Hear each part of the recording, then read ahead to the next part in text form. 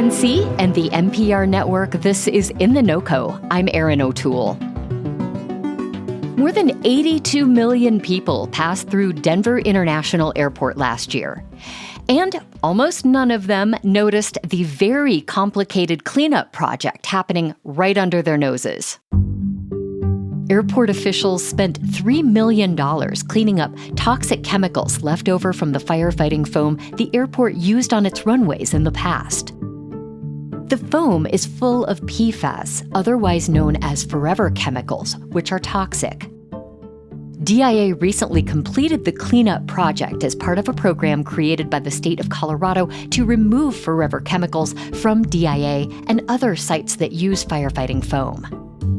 Now that they've cleaned up the chemicals and the contaminated firefighting equipment at the airport, there's a new challenge. State officials have to figure out where to dispose of 100,000 gallons of harmful waste from DIA. Michael Booth is an environmental writer for the Colorado Sun. He wrote about this cleanup project and why the chemicals were used in firefighting foam in the first place.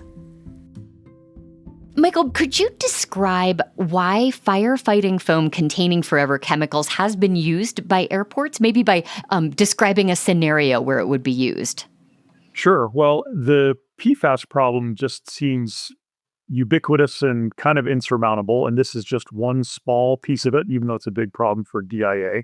But PFAS chemicals are added into all kinds of substances because they create a barrier, whether it's in stain-resistant carpet, to keep the stain from actually penetrating the carpet. And so in firefighting foam, the PFAS chemicals helped create this layer where if there was gasoline or kerosene on the runway from an accident, right, it spray the foam over it, it covers it in a layer and keeps oxygen and fire from reaching that very combustible material. And so it's just a protective layer. Okay. And for a long time, PFAS was the only thing that would create this kind of substance that would be perfect in that situation. And then how would an airport crew clean up after that situation? Well, the problem is for decades, the main cleanup method was the runoff from rain and precipitation from snow that would get on the runways.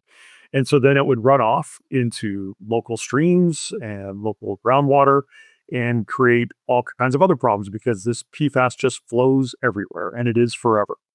Yeah. Why is this foam so hard to clean up from the tarmac?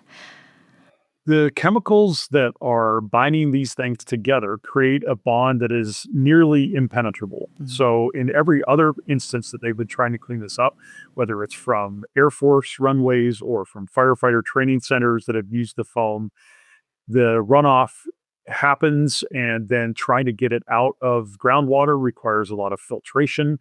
But then even if you filtered it out of the groundwater and from people's drinking water, then you end up with a lot of filters that now have PFAS in it that is still toxic.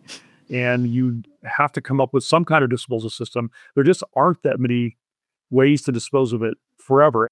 Imagine a tank inside a fire truck or something portable. Yeah. It has bonded to the inside surface. So even after you've washed it out once with water, that bond is leaving some of the PFAS in there and wanting to cling to it. And just like that strong chemical bond, very, very hard to break.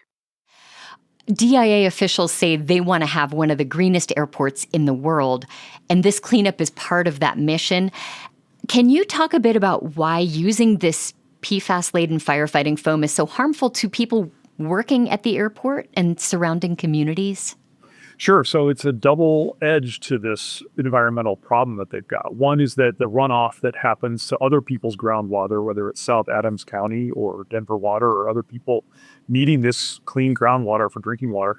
But also they are very concerned about firefighter safety and also other employees in the airport. PFAS is a chemical that creates any number of health and medical problems in the people that come in contact with it over time.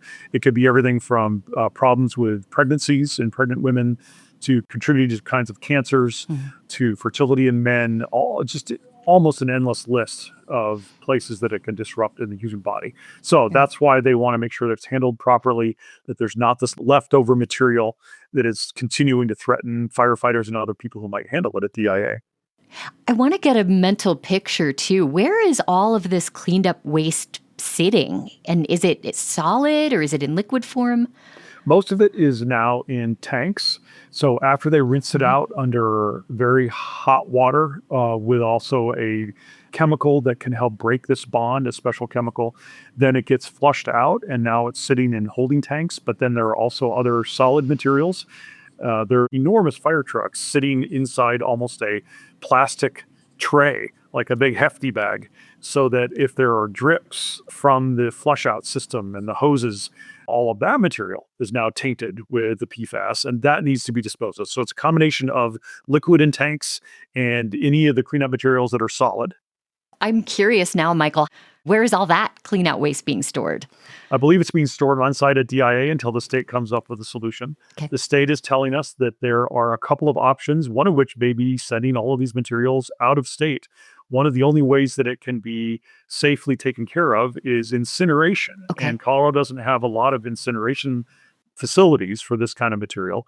And so it may need to be shipped out of state, which, as you can imagine, the other states are not too crazy about. I'm sure. Well, when we talk about solutions to dispose of that waste, what other options are there besides incineration? It can be stored in hazardous waste landfill. Colorado also does not have a large number of those that are permitted through the state health department to handle hazardous waste, but you can store hazardous waste in areas that are lined in a way that will never allow the material to touch groundwater that runs beneath. Some states are trying injection wells below the groundwater level so that it never rises to that level, but they haven't settled on a solution yet. It's very difficult and very complicated. Here's a big picture question for you. If I am a traveler who passes through DIA, how concerned should I be about exposure to forever chemicals now that the cleanup is complete?